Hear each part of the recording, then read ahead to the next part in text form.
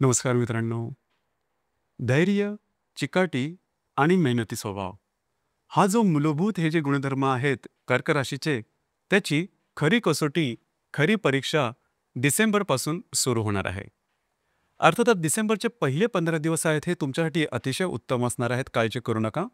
परंतु साधारणतः 15 तारखेनंतर हळूहळू जे ग्रह आहेत हे तुमच्या विरोधात जाणार आहेत. आणि येणाऱ्या जवळजवळ 3 ते 4 महिन्यापर्यंत अशाच प्रकारचं काही ग्रहमान कर्क राशीसाठी असणार आहे. त्यामुळे तयार राहा. याच्यामागचं कारण सुद्धा असं आहे, की तुमच्याच राशीमध्ये भ्रमण करणारा जो गुरु होता, तो आता वक्री होऊन दिनांक 5 डिसेंबरनंतर व्ययस्थानामध्ये जाणार आहे. व्ययस्थानाला आपण अशुभ स्थान असं सुद्धा म्हणतो. दुसरी महत्त्वाची गोष्ट म्हणजे तुमच्या राशीच्या पंचम स्थानात भ्रमण करणारे जे महत्त्वपूर्ण ग्रह आहेत, रवी, मंगळ, शुक्र आणि बुध, हे सुद्धा तुमच्या पंचम स्थानात जाणार आहेत. त्यामुळे थोडंसं तयार राहा. तुमच्या अंगभूत गुणांची कसोटी ही या महिन्यापासूनच सुरू होणार आहे. आजच्या व्हिडिओमध्ये आपण चर्चा करू की डिसेंबर महिन्यामध्ये तुमच्या जीवनाचं असं कोणतं क्षेत्र सर्वात जास्त प्रभावित होणार आहे, कोणते निर्णय तुम्हाला घ्यायचे आहेत, कोणते निर्णय तुम्हाला टाळायचे आहेत या संदर्भामध्ये. तर सर्वात सुरुवातीला आपण चर्चा करू की तुमचे जे स्वास्थ्य आहे मानसिक किंवा शारीरिक नेमकं कशा प्रकारचं राहील. जसं की तुमच्याच राशीमध्ये जो गुरु आहे तो भ्रमण करतो आहे. दिनांक 5 तारखेनंतर हा तुमच्या व्ययस्थानामध्ये भ्रमण करणार आहे.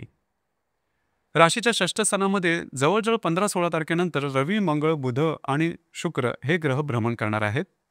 राशीचा जो षष्ठेश आहे गुरु मगाशी सांगितल्याप्रमाणे तुमच्या व्ययस्थानामध्ये जाणार आहे आणि राशीचा जो अष्टमेश आहे शनी, हा शनी तुमच्या भाग्यस्थानामध्ये भ्रमण करत आहे आणि तो आता मार्गस्थ झालेला आहे. एकंदरीतच सांगायचं झालं तर या संपूर्ण महिन्यामध्ये तुम्ही बऱ्याच प्रमाणात ॲक्टिव्ह राहणार आहात. दुसरी महत्त्वाची गोष्ट म्हणजे फिरणं वगैरे जास्त होईल, प्रवास योग थोडे जास्त होतील आणि त्यामुळे त्याचा प्रभाव परिणाम हा तुमच्या शारीरिकतेवरती जाणवेल. शारीरतेच्या संदर्भात लागणं, कापणं, खरचटणं अशा प्रकारचे काही शारीरिक दुखापतीचे प्रसंगसुद्धा येऊ शकतील. तर त्या संदर्भात स्वतःच्या आरोग्याकडे लक्ष देणं थोडंसं गरजेचं राहील. स्ट्रेस, टेन्शन घेऊ नका, कारण त्याचा प्रभाव परिणाम हा नेमका तुमच्या शारीरिकतेवरती जाईल. त्या संदर्भात काळजी घेणं अतिशय गरजेचं राहील. ही गोष्ट फार महत्त्वपूर्ण राहील. दुसरी महत्त्वाची गोष्ट म्हणजे जे तुमचं कार्यक्षेत्र आहे त्या ठिकाणी सुद्धा तोंडात साखर आणि डोक्यावर बर्फ अशी स्थिती तुम्हाला ठेवावी लागेल, कारण गोष्टी थोड्याशा विरोधात गेल्यासारख्या वाटतील. आणि सगळ्यात महत्त्वाची गोष्ट म्हणजे या महिन्याच्या साधारण 15-16 तारखेनंतर तुमच्या गोष्टी ह्या पूर्ण होणार नाही, त्याच्यामध्ये अडथळे येतील आणि अडथळे आले की थोडंसं मन खट्टू होतं किंवा मनामध्ये थोडंसं आपलं फ्रस्ट्रेशन डेव्हलप व्हायला लागतं. या संदर्भात सुद्धा पेशन्स ठेवणं थोडंसं गरजेचं राहील. आता आपण थोडी चर्चा करू की तुमचा जो आर्थिक स्तर आहे हा नेमका कशा प्रकारचा राहील. जसं की तुमच्या राशीचा जो धनेश आहे रवी, हा तुमच्या पंचम स्थानामधून 6व्या स्थानामध्ये भ्रमण करणार आहे दिनांक 16 तारखेनंतर. राशीचा राजयोग कारक ग्रह किंवा पंचमेश जो मंगळ आहे हा सुद्धा तुमच्या पंचम स्थानामधून षष्ठ स्थानात भ्रमण करणार आहे 8 तारखेनंतर. आणि राशीचा जो अष्टमेश आहे शनी हा तुमच्या भाग्यस्थानामध्ये भ्रमण करतोय, परंतु हा मार्गस्थ आहे, ही चांगली गोष्ट आहे. आणि राशीचा जो लाभेश आहे शुक्र हा सुद्धा तुमच्या पंचमातून तुमच्या षष्ठ स्थानात जाणार आहे दिनांक 20 तारखेला. एकंदरीत या सगळ्या ग्रहाचा विचार करायचा झाला तर या संपूर्ण महिन्यामध्ये आर्थिक संदर्भातले जे काही महत्त्वपूर्ण तुमचे डिसिजन असतील, मोठे खर्च असतील, महत्त्वपूर्ण इन्व्हेस्टमेंट असतील, स्टॉक मार्केटच्या संदर्भातले महत्त्वपूर्ण तुम्हाला काही निर्णय घ्यायचे असेल, तर या महिन्याच्या 15 तारखेच्या आत घ्या, ते चुकणार नाही. मात्र काही गोष्टी जर का 15 तारखेच्या नंतर होणाऱ्या असेल तर काळजी घ्या, गोष्टी तुमच्या विरोधात जाणार आहेत हे निश्चित. त्याआधीच थोडंसं 15 तारखेच्या आधी ज्या ज्या काही गोष्टी आर्थिक संदर्भातल्या सुद्धा केल्या तर त्या बऱ्याचशा तुमच्या बरोबर येतील, तुमचे अंदाज चुकणार नाही. ही गोष्ट महत्त्वपूर्ण आहे.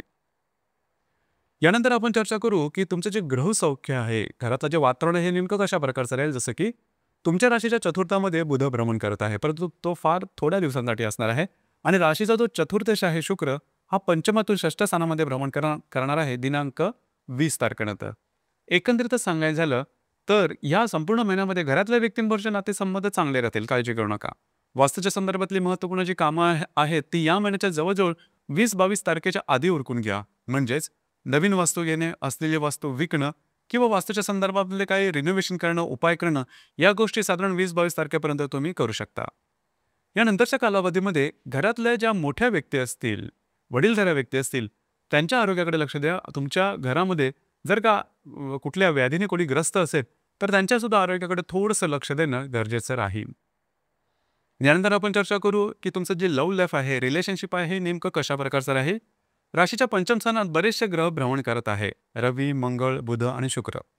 पैकी रवी, मंगळ हे दोन्ही ग्रह म्हणजे मंगळ 8 तारखेला राशी परिवर्तन करेल आणि जो रवी आहे हा सुद्धा 16 तारखेनंतर राशी परिवर्तन करेल. परंतु या महिन्याच्या जवळ-जवळ 14-15 तारखेपर्यंत ही गोष्ट लक्षात ठेवायला हवी किंवा याच्या आधीच थोडंफार तुम्ही अनुभवलेलं असेल, की रिलेशनशिपमध्ये असणाऱ्या व्यक्तीबरोबर छोट्या-मोठ्या कारणामुळे वादविवादाचे प्रसंग निर्माण झालेले आहेत किंवा त्यांच्या आरोग्याच्या संदर्भातल्या सुद्धा काही गोष्टी तुम्ही अनुभवलेल्या असतील. काळजी करू नका. या महिन्याच्या 15-16 तारखेनंतर बऱ्याच प्रमाणात तुमच्यातले जे तणाव आलेले होते, हे बऱ्याच प्रमाणात नॉर्मल झाल्यासारखे वाटते. इथे मात्र ज्या गर्भवती महिला आहेत त्यांनी स्वतःच्या आरोग्याकडे लक्ष देणं अत्यंत गरजेचं राहील. आरोग्याच्या संदर्भातले काही त्रास डोकं वर करू शकतील, त्यामुळे तुमचं मानसिक तणाव असेल किंवा शारीरिक आरोग्य, तर या संदर्भात काळजी घेणं फारच गरजेचं राहील. याचप्रमाणे जे विद्यार्थी वर्ग आहेत त्यांनी सुद्धा स्वतःची जी काही तुमची अभ्यासाची तयारी आहे ती दुप्पटीने करावी लागेल. कारण गोष्टी तुमच्या अपेक्षेप्रमाणे होणं थोडंसं कठीण आहे. तर या संदर्भात अलर्ट राहणं, काळजी घेणं फार गरजेचं राहील. यानंतर आपण चर्चा करू की तुमचं जे वैवाहिक जीवन आहे हे नेमकं कशा प्रकारचं राहील. जसे की तुमच्या राशीचा जो सप्तमेश आहे शनी, हा शनी तुमच्या भाग्यस्थानामध्ये भ्रमण करतो आहे आणि आता तो मार्गस्थ झालेला आहे. ही गोष्ट फार चांगली आहे. खास करून जर तुम्ही विवाहित असाल तर वैवाहिक जोडीदारावरचे नातेसंबंध सुमधुर अशा प्रकारचे दिसून येतील. वैवाहिक जोडीदाराबरोबर कुठे बाहेर फिरला जाण्याचा योग सुद्धा संभवतो. याचप्रमाणे ज्या व्यक्ती म्हणजे ज्या कर्क राशीच्या व्यक्ती विवाह सुख आहे त्यांच्याकरता हा संपूर्ण महिना अतिशय उत्तम असणार आहे. विवाह जमणे, साखरपुडा होणं, एंगेजमेंट होणं किंवा तुमच्या अपेक्षेप्रमाणे स्थळ येणं अशा प्रकारच्या काही अनुकूल घटना तुम्हाला या महिन्यामध्ये निश्चितच दिसून येतील. याचप्रमाणे या महिन्यामध्ये आणखीन एक गोष्ट थोडी वेगळी राहील किंवा महत्त्वपूर्ण सुद्धा राहील, ती म्हणजे ज्याला आपण देवळामध्ये जाणं किंवा धार्मिक स्थळी भेटीगाठी देणं अशा प्रकारचे काही अनुभव, धार्मिक आध्यात्मिक अनुभव सुद्धा तुम्हाला येतील. खास करून ज्या कर्क राशीच्या व्यक्ती धार्मिक किंवा आध्यात्मिक आहेत त्यांना अशा प्रकारचे काही आध्यात्मिक अनुभव या महिन्यामध्ये येण्याची शक्यता बऱ्याच प्रमाणात आहे. यानंतर आपण चर्चा करू करिअरच्या संदर्भात. साधारण तुमच्या राशीचा जो दशमेश किंवा जो कर्मेश आहे मंगळ, हा मंगळ तुमच्या 5व्या स्थानामध्ये भ्रमण करतो आहे. 8 तारखेनंतर हा तुमच्या 6व्या स्थानामध्ये भ्रमण करणार आहे. एकंदरीत सांगायचं झालं तर जे तुमचं कार्यक्षेत्र आहे त्या संदर्भात काळजी करू नका. त्या ठिकाणचं वातावरण बरंचसं चांगलं राहील. परंतु जे सुरुवातीला सांगितलं की तुमचे वरिष्ठ किंवा सहकर्मी असतील त्यांच्याबरोबर छोट्या-मोठ्या कारणामुळे वादविवादाचे प्रसंग निर्माण होतील, तर त्या संदर्भात स्वतःवरती नियंत्रण ठेवणं गरजेचं राहील. या महिन्यामध्ये एक गोष्ट आणखीन एक खूप चांगली आहे, ती म्हणजे ज्या कर्क राशीच्या व्यक्तींना बाहेरगावी जायचं आहे, परदेश गमन करायचं आहे, त्यांच्याकरता मात्र संपूर्ण महिना अतिशय उत्तम असणार आहे. म्हणजेच तुमचे जे काही प्रयत्न चालू असतील परदेशी गमनासाठी त्यांना योग्य ती दिशा मिळेल आणि त्या संदर्भातल्या काही चांगल्या बातम्या सुद्धा तुम्हाला समजू शकतील. एकंदरीत सांगायचं झालं तर या संपूर्ण महिन्यामध्ये तुमच्यामधले जे अंगभूत मूलभूत गुणधर्म आहेत त्याची खरी कसोटी किंवा त्याची खरी परीक्षा ही या महिन्यापासून सुरुवात होणार आहे. यानंतर आपण चर्चा करू की जे ग्रहयोग आहेत त्याचे जे प्रभाव परिणाम आहेत हे नेमके कर्क राशीवर कशा प्रकारे होणार आहेत. जसं की दिनांक 6 तारखेला बुध आणि गुरुचा त्रिकोणयोग होणार आहे. गुरु जो की तुमच्याच राशीमध्ये भ्रमण करतोय आणि जो बुध तुमच्या 5व्या स्थानामध्ये भ्रमण करतोय, दोघांचा त्रिकोणयोग तुमच्यासाठी शुभफलदायी असाच असणार आहे. कागदोपत्री व्यवहार, कमिटमेंट, प्रॉमिसेस किंवा आर्थिक संदर्भातले काही महत्त्वपूर्ण घटना घडामोडी या दरम्यान निश्चित करते. आणि महत्त्वाचं म्हणजे जर का तुम्ही शेअर मार्केटमध्ये ट्रेड करत असाल तर त्यासंबंधी काही चांगले अनुभव तुम्हाला येऊ शकतील किंवा तुमचे अंदाज बरोबर ठरू शकतील. याचप्रमाणे दिनांक 7 तारखेला बुध आणि शनीचा त्रिकोणयोग होणार आहे. बुध जो की तुमच्या 5व्या स्थानात भ्रमण करतोय, जो शनी तुमच्या भाग्यस्थानामध्ये भ्रमण करतोय, दोघांचा त्रिकोणयोग तुमच्यासाठी शुभफलदायी असा असणार आहे. खास करून या दरम्यान महत्त्वपूर्ण कागदोपत्री व्यवहार तुमच्या मार्गी लागतील, अडकलेले कामं पूर्ण होतील, फिरणं वगैरे होईल, धार्मिक स्थळी भेटीगाठी देणं अशा प्रकारचे काही चांगले अनुभव होतील. धार्मिक आध्यात्मिक अनुभव सुद्धा तुम्हाला या दरम्यान मिळण्याची शक्यता बऱ्याच प्रमाणात राहील. याचप्रमाणे दिनांक 8 तारखेला शनी आणि मंगळाचा केंद्रयोग होणार आहे. मंगळ जो की तुमच्या 8व्या स्थानामध्ये भ्रमण करतोय आणि जो शनी तुमच्या भाग्यस्थानामध्ये भ्रमण करतोय, दोघांचा केंद्रयोग होणार आहे. हा केंद्रयोग दृष्टी अधिष्ठित आहे. म्हणजे मंगळाची चतुर्थ दृष्टी शनीवर असणार आहे आणि शनीची दशम दृष्टी ही मंगळावर असणार आहे. आणि हा योग तुमच्या 6व्या आणि भाग्यस्थानामध्ये होणार आहे. अर्थातच आरोग्याकडे लक्ष देणं अत्यंत गरजेचं राहील. लागणं, कापणं, खरचटणं, फ्रॅक्चर होणं अशा प्रकारचे शारीरिक दुखापतीचे काय प्रसंग या दरम्यान येऊ शकतील किंवा आपले अंदाज चुकणं. दुसरी महत्त्वाची गोष्ट म्हणजे जे तुमचं कार्यक्षेत्र असेल त्या संदर्भामध्ये सुद्धा गोष्टींची थोडी उलथापालथ होणं अशा प्रकारचे काय अनुभव या दरम्यान येऊ शकतील. तर काळजी घ्या. कुठल्याही प्रकारचे महत्त्वपूर्ण निर्णय की जेणेकरून तुमच्या करिअरची दिशा बदलेल असे निर्णय मात्र घेऊ नका. ही गोष्ट फार महत्त्वपूर्ण राहील. याचप्रमाणे दिनांक 10 तारखेला बुध आणि हर्षलचा प्रतियोग होणार आहे. हर्षल जो की तुमच्या लाभस्थानामध्ये भ्रमण करतोय, त्याच्याबरोबर तुमचा पंचमातलं भ्रमण करणारा जो बुध आहे तो प्रतियोग करणार आहे. जर तुम्ही रिलेशनशिपमध्ये असाल तर छोट्या मोठ्या कारणामुळे वादविवाद वगैरे होणं अशा प्रकारचे अनुभव येऊ शकतील. गर्भवती महिलांनी सुद्धा स्वतःच्या आरोग्याकडे लक्ष देणं गरजेचं राहील. याचप्रमाणे दिनांक 11 तारखेला बुध आणि नेपच्यूनचा त्रिकोणी योग होणार आहे. बुध जो की तुमच्या 5व्या स्थानामध्ये भ्रमण करतोय, जो नेपच्यून तुमच्या भाग्यस्थानामध्ये भ्रमण करतोय, दोघांचा त्रिकोणी योग अतिशय उत्तम राहील. काही इंट्युशन्स किंवा ज्याला आपण अंतःप्रेरणा म्हणतो, अशा प्रकारचे काही चांगले अनुभव तुम्हाला या दरम्यान निश्चितच मिळणार आहेत. आणि जे काही तुम्हाला इंट्युशन्स किंवा अंतःप्रेरणा मिळतील त्याच्यावरती जरूर काम करा. भविष्यात जाऊन ते तुम्हाला निश्चितच उपयोगी पडणार आहेत, की आता संबंधित तुम्ही निर्णय घेऊ शकता. याचप्रमाणे दिनांक 21 तारखेला शनी आणि शुक्राचा केंद्र योग होणार आहे. शुक्र जो की तुमचा 6व्या स्थानामध्ये भ्रमण करतोय आणि जो शनी तुमच्या भाग्यस्थानामध्ये भ्रमण करतोय, दोघांचा केंद्र योग होणार आहे. ज्या ठिकाणी तुम्ही काम करता, नोकरी किंवा व्यवसाय करता, त्या ठिकाणच्या ज्या महिला कर्मचारी असतील त्यांच्यापासून थोडंसं सावध राहा. गोष्टी थोड्याशा तुमच्या विरोधात जाऊ शकेल, या संदर्भात काळजी घ्या. याचप्रमाणे घरातले जे मोठे वडीलधारी व्यक्ती असतील त्यांच्यासुद्धा आरोग्याकडे लक्ष देणं गरजेचं राहील. दिनांक 24 तारखेला नेपच्यून आणि शुक्राचा केंद्र योग होणार आहे. नेपच्यून जो की तुमच्या भाग्यस्थानामध्ये भ्रमण करतोय आणि जो शुक्र तुमच्या षष्ठात भ्रमण करतोय, दोघांचाच केंद्र योग होणार आहे.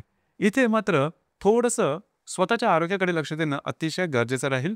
याचप्रमाणे जे तुमचं कार्यक्षेत्र आहे त्या ठिकाणी सुद्धा ऑफिस पॉलिटिक्स सारखे अनुभव तुम्हाला मिळू शकतील.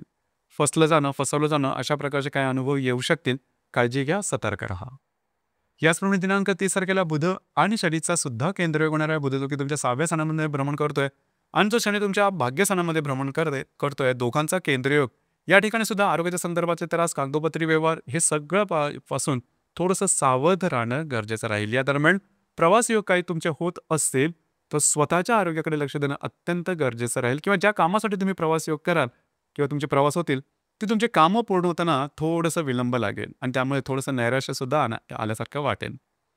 एकंदरीतच सांगायचं झालं तर या संपूर्ण ग्रहयोगांमध्ये सुद्धा तुम्ही थोडंसं अनुभवलेलं असेल की गोष्टी काही तुमच्या फेवरमध्ये नाही आहेत. यामुळेच मी जे सुरुवातीला सांगितलं की थोडंसं तयार राहा. तुमच्या अंगभूत गुणधर्मांचा किंवा मूलभूत जे गुणधर्म आहेत, तुमच्यातले जे गुण आहे त्याची खरी कसोटी ही या महिन्यापासून लागणार आहे. या महिन्यातली जी पौर्णिमा आहे ती 4 तारखेला आणि जी अमावस्या आहे ती 20 तारखेला आहे. लक्षात घ्या, तुमच्या राशीचा जो स्वामी आहे तो चंद्र आहे. तुम्ही असं पण पाहिलं असेल की अमावस्या पौर्णिमेच्या आसपास तुमच्या मानसिकतेमध्ये सडन अचानक बदल दिसतात किंवा नैराश्य किंवा अशा प्रकारच्या काही गोष्टी दिसतात. ते या महिन्याच्या 4 किंवा 20 तारखेला थोडी काळजी घ्या. कुठल्याही प्रकारचे महत्त्वपूर्ण कामं, कमिटमेंट, प्रॉमिसेस, कागदोपत्री व्यवहार हे करू नका आणि खास करून विवादापासून लांब राहणं अत्यंत गरजेचं राहील. तर मित्रांनो, हे होतं कर्क राशीचं डिसेंबर 2025 करताचं संपूर्ण राशीफळ. धन्यवाद.